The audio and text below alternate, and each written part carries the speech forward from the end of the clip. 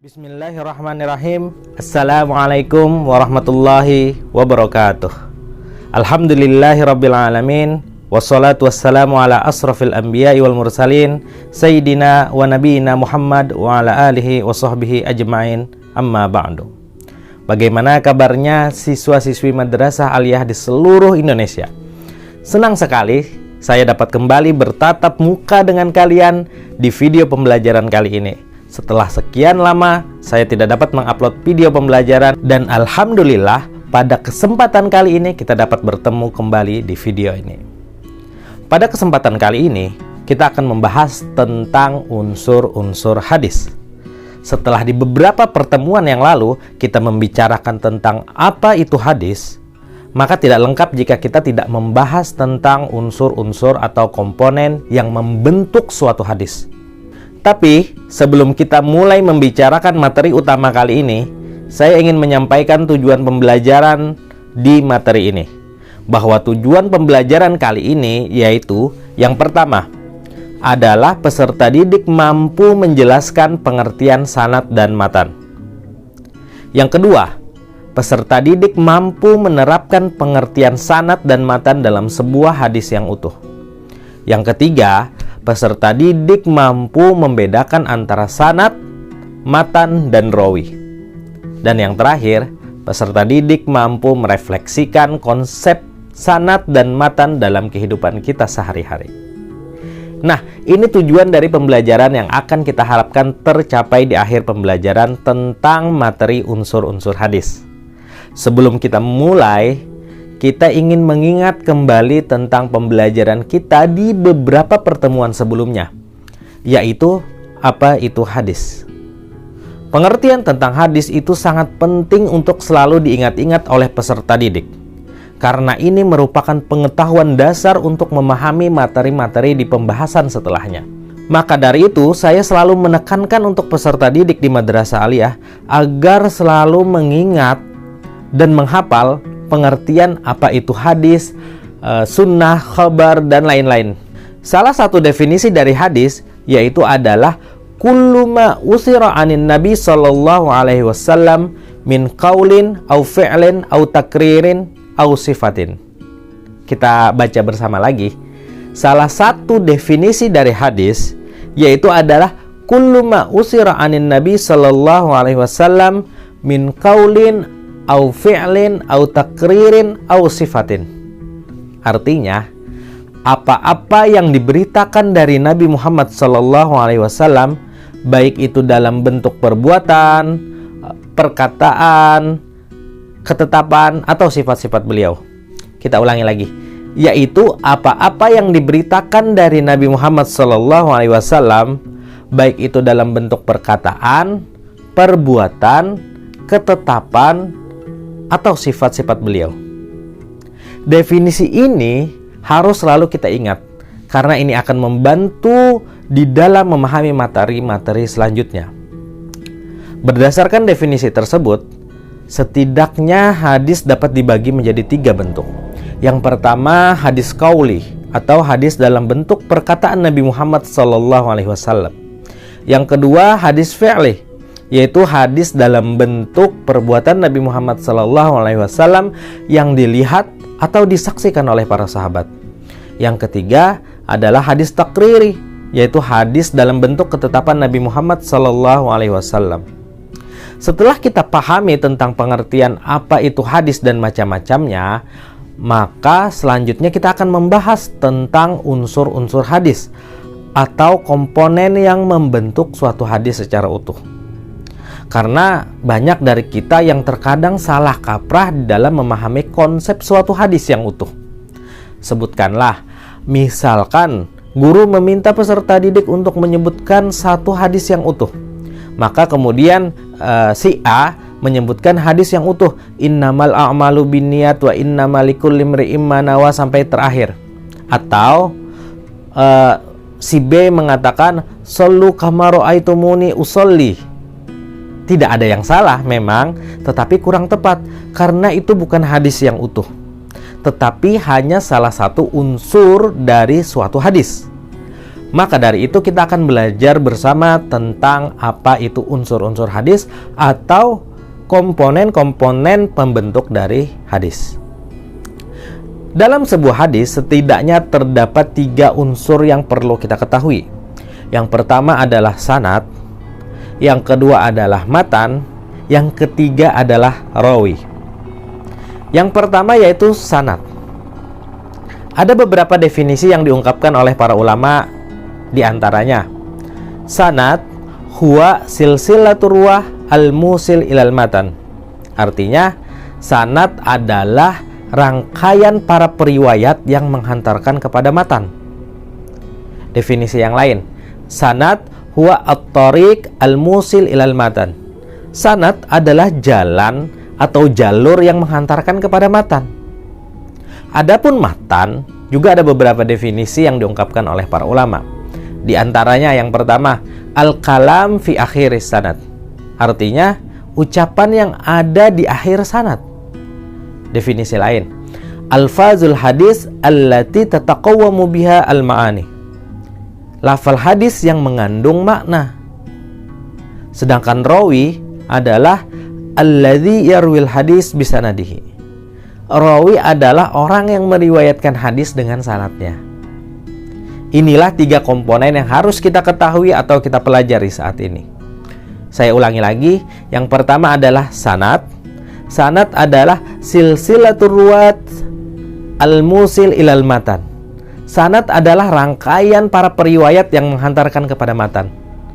Definisi yang lain, sanad adalah at-tariq al-musil ilal matan.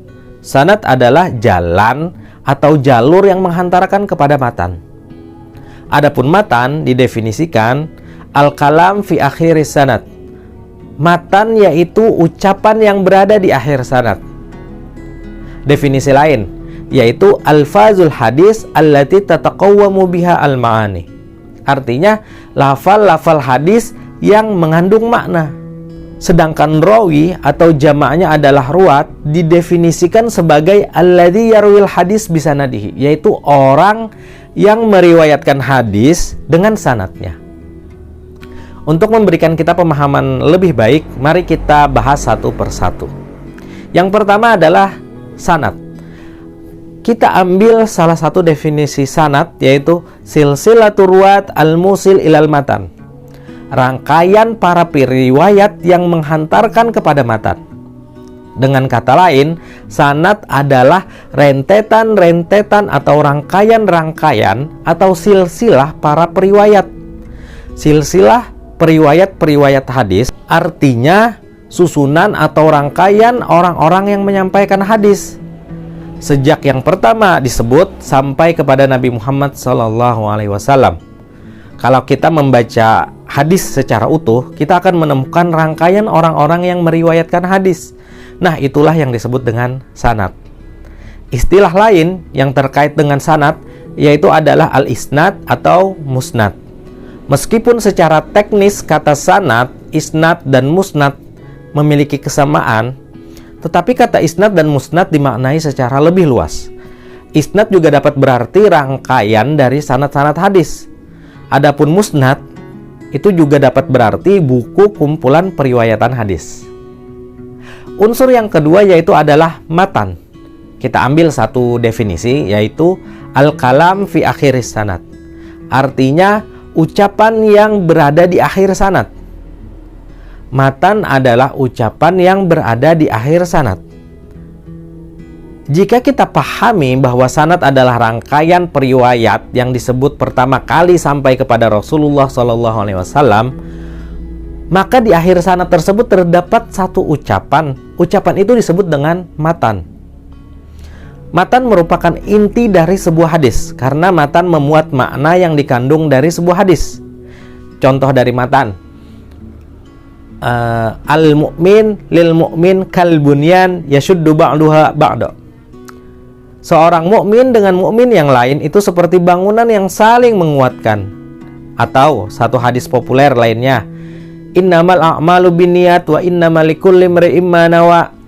Artinya, sesungguhnya setiap pekerjaan tergantung dengan niatnya. Dan setiap orang akan mendapatkan ganjaran sesuai dengan apa yang diniatkannya. Nah, ini sebenarnya bukan hadis yang utuh, tetapi adalah satu dari unsurnya saja yang disebut dengan matan hadis. Bunyi ucapan Rasulullah SAW atau perbuatan beliau yang berada di akhir sanad itu disebut dengan matan hadis. Meskipun di masyarakat kita populer ini adalah sebuah hadis, tetapi secara ilmu hadis ini hanya salah satu unsur hadis saja, yaitu yang disebut dengan matan hadis. Karena hadis yang utuh itu terdiri dari satu sanad dan satu matan. Unsur yang ketiga yaitu adalah rawi atau orang yang meriwayatkan hadis. Sebenarnya antara sanad dan rawi merupakan dua istilah yang tidak dapat dipisahkan. Karena sanad merupakan rangkaian dari para periwayat atau rawi, serta juga sanad hadis di setiap tingkatan atau tobaqat disebut dengan rawi. Sanad merupakan rangkaian dari orang-orang yang meriwayatkan hadis, dan orang yang meriwayatkan hadis itu disebut dengan rawi. Sehingga sanad adalah rangkaian atau silsilah para rawi. Rawi terakhir dalam rangkaian sanad yang paling bawah disebut juga dengan mukharrij atau orang yang mengeluarkan hadis, atau mudawwin, yaitu orang yang mengumpulkan hadis di dalam kitabnya. Untuk mempermudah pemahaman kita tentang unsur-unsur hadis yaitu sanad, matan, dan rawi, kita langsung saja melihat sebuah hadis yang utuh. Kita ambil hadis yang ini, yaitu hadis yang diriwayatkan oleh Abu Daud As-Sijistani di dalam sunannya, yang berbunyi, Haddasana Mu'ammal bin Hisham, yakni al-Yashkuri, Haddasana Ismail an Sawar Abi Hamzah, Qala Abu Daud, huwa Sawar Ibnu Daud Abu Hamzah al-Muzanni as-Sarfi, an Amri bin Shu'aib, an abihi, an jaddihi, Qala Rasulullah sallallahu alaihi wasallam, Muru auladakum bis shalah wahum abna'u sab'i sinin wadribuhum wahum abna'u ashrin wa farriquhum fil madaji. Rawahu Abu Daud fi sunanihi raqam 495. Kita baca bersama lagi. Haddasana Mu'ammal bin Hisham, yakni al-Yashkuri, haddasana Ismail an Sawar Abi Hamzah, qala Abu Daud huwa Sawar Ibnu Daud Abu Hamzah al-Muzanni as-Sarfi, an Amri ibnu Shu'aib, an abihi, an jaddihi, qala Rasulullah sallallahu alaihi wasallam, muru auladakum bis shalah wahum abna'u sab'i sinin wadribuhum wahum abna'u ashrin wa farriquhum fil madaji. Rawahu Abu Daud fi sunanihi raqam 495. Artinya, Abu Daud berkata, menceritakan kepada kami Mu'ammal bin Hisham, yakni al-Yashkuri, menceritakan kepada kami Ismail dari Sawar Abu Hamzah. Abu Daud berkata, dia adalah Sawar bin Daud Abu Hamzah al-Muzanni as-Sarfi, dari Amru bin Shu'aib, dari ayahnya, dari kakeknya. Ia berkata, telah bersabda Rasulullah sallallahu alaihi wasallam, perintahkanlah anak-anakmu untuk melakukan sholat saat ia berumur 7 tahun, dan pukullah jika ia tidak melakukan sholat saat ia berumur 10 tahun, dan pisahkanlah tempat tidurnya. Hadis riwayat Abu Daud di dalam sunannya nomor 495. Ini merupakan hadis yang utuh, di mana di dalamnya terdapat sanad, matan, dan rawi.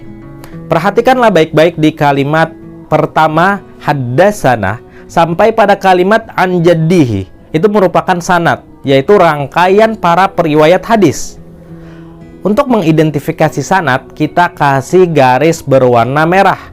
Nah, kalimat yang di bawahnya ada garis merah disebut dengan sanad hadis, yaitu rangkaian para periwayat hadis. Adapun matan atau kalimat yang berada di akhir sanad, kita kasih garis berwarna hijau, yang berbunyi, Rasulullah SAW bersabda, perintahkanlah anak-anak kalian untuk sholat saat ia berumur 7 tahun, dan pukullah ia jika tidak melaksanakan sholat saat ia berumur 10 tahun, dan pisahkanlah tempat tidurnya. Ini merupakan kalimat yang mengandung makna hadis atau inti dari hadis. Bagian ini disebut dengan matan hadis. Kita ulangi, yang bergaris bawah merah itu disebut dengan sanad, dan yang bergaris bawah hijau itu disebut dengan matan. Untuk menambah pemahaman kita tentang sanad dan matan, kita buat sebuah skema hadis dari hadis di samping ini. Kita ingat bahwa hadis itu adalah apa yang disandarkan kepada Rasulullah SAW, baik itu perkataan, perbuatan, atau ketetapan, serta sifat-sifat beliau. Jadi, hadis ini kita awali dengan perkataan Rasulullah SAW bahwa beliau pernah bersabda kepada sahabat-sahabatnya, "Perintahkanlah anak-anak kalian untuk sholat saat ia berumur 7 tahun dan pukullah jika berumur 10 tahun dan pisahkanlah mereka di tempat tidur."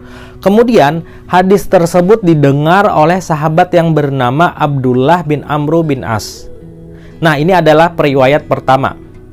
Kemudian Abdullah bin Amru bin As menyampaikan kepada anaknya yang bernama Su'aib bin Abdullah. Kemudian Su'aib bin Abdullah juga menyampaikan kepada anaknya lagi yang bernama Amru bin Syu'aib. Amru bin Syu'aib menyampaikan lagi hadis ini kepada muridnya yang bernama Sawar bin Daud. Sawar bin Daud kembali mengajarkan hadis ini kepada muridnya yang bernama Ismail bin Aliyah. Ismail bin Aliyah selanjutnya menyampaikan hadis ini kepada muridnya lagi yang bernama Mu'ammal bin Hisham. Dan Mu'ammal bin Hisham kemudian menyampaikan hadis tersebut kepada muridnya yang bernama Abu Daud As-Sijistani.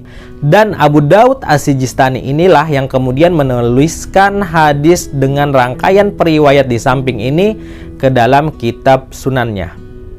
Rangkaian skema hadis di samping ini lebih mudah kita pahami bahwa yang paling atas adalah perkataan Rasulullah SAW yang disebut dengan matan hadis. Dan rangkaian para periwayat di bawahnya dari Abdullah bin Amru bin As, kemudian Su'aib bin Abdullah, kemudian Amru bin Syu'aib, kemudian Sawar bin Daud, kemudian Ismail bin Aliyah, kemudian Mu'ammal bin Hisham, sampai kepada Abu Daud As-Sijistani. Ini adalah sanad atau rangkaian dari para periwayat. Abdullah bin Amru bin As adalah rawi atau periwayat pertama. Anaknya yang bernama Su'aib bin Abdullah adalah rawi atau periwayat kedua.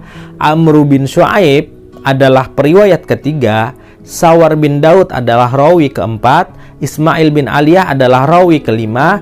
Mu'ammal bin Hisham adalah rawi keenam. Dan Abu Daud As-Sijistani adalah rawi terakhir, sekaligus sebagai mukharrij atau orang yang mengeluarkan hadis di dalam kitabnya. Dengan skema hadis di samping ini, kita akan lebih mudah mengidentifikasi mana yang disebut dengan matan, mana yang disebut dengan sanad, dan mana yang disebut dengan rawi 1, rawi 2, hingga rawi terakhir. Unsur-unsur inilah yang merupakan unsur-unsur hadis yang harus kita pahami. Gimana? Lebih mudah dipahami dengan skema seperti ini kan, dibanding dengan hadis utuh sebelumnya. Jadi saya akan menekankan kembali bahwa yang disebut dengan hadis yang utuh itu adalah terdiri dari satu sanad dan satu matan. Sanad adalah rangkaian periwayat seperti di samping ini, dan juga matan adalah bunyi atau perkataan yang berada di akhir atau di puncak dari sanad. Konsep inilah yang harus kita pahami, karena dengan memahami konsep sanad, matan, dan rawi, itu akan membantu kita di dalam membicarakan materi-materi selanjutnya, seperti pembagian hadis. Karena di dalam materi pembagian hadis, kita harus melihat hadis dari aspek sanad dan juga dari aspek matan.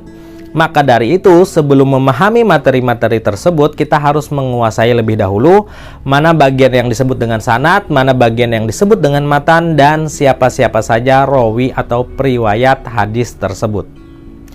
Cukup sampai di sini apa yang kita bicarakan pada kesempatan kali ini. Insya Allah di video pembelajaran yang akan datang kita akan lebih banyak melihat contoh-contoh hadis di berbagai kitab-kitab rujukan, sekaligus menguraikan mana bagian sanadnya, mana bagian matannya, dan juga siapa saja para periwayatnya.